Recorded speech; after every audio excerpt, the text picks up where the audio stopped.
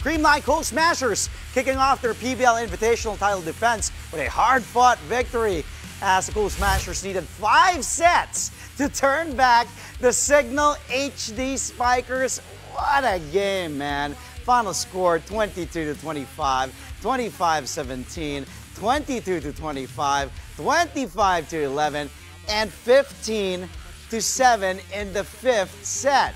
After dropping the 3rd, Creamline came alive in the 4th, then raced to a 7-3 advantage in the decider behind reigning Invitationals MVP, that lady right there, MG Michelle Gumabao Panlilio. Of course, just recently got married. Alyssa Valdez kept the pressure on with the key attacks before Gemma Galanza sealed the win with back-to-back points. Gumabao led the way with 22 markers, including 4 kill blocks.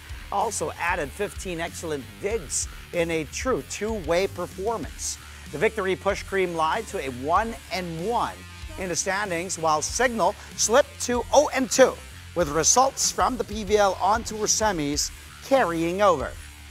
Siguro, unang-una yung sa On Tour kasi na-sweep din kami ng first round, yung elimination, then nakabawi kami.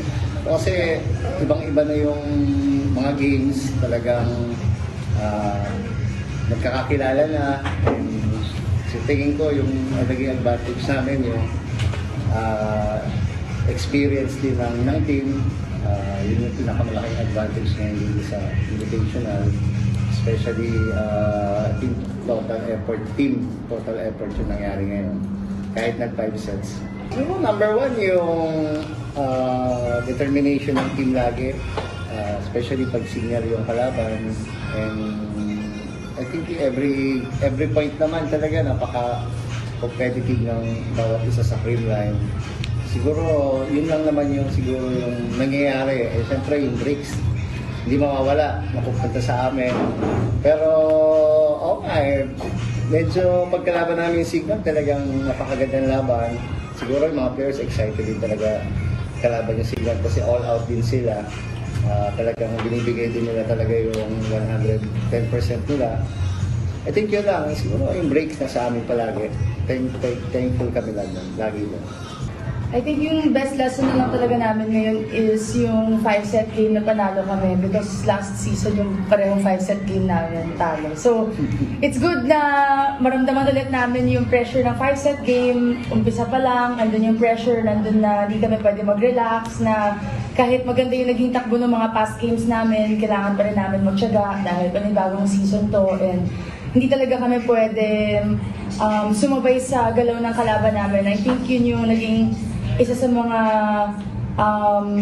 naging pace namin kanina. Nawawala kami sa pacing, sa sarili namin pace ng laro.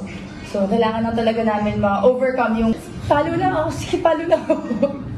Wala na sa utak ko talaga pag may bola, palo na lang talaga. Hindi ko na iniisip kung saan, kung pag nakita ko, basta habang may power pa. So, sabi ni coach, wala pa tayong pagod, sige, palo lang. So, every time mabigyan lang talaga ng opportunity, nandun pa rin talaga yung endurance naman siya, yung power namin sa game. So kahit 5th set pa yan, talagang hindi kami pwede magpakita ng pagod. So yun lang yung ginawa ko pagdating sa 5th set. And syempre, nagtiwala lang din ako sa mga teammates ko na kaya namin to, na kaya namin makuha yung point dahil hindi rin naman ako makaka-point kung hindi rin kami magtutulong-tulong sa loob.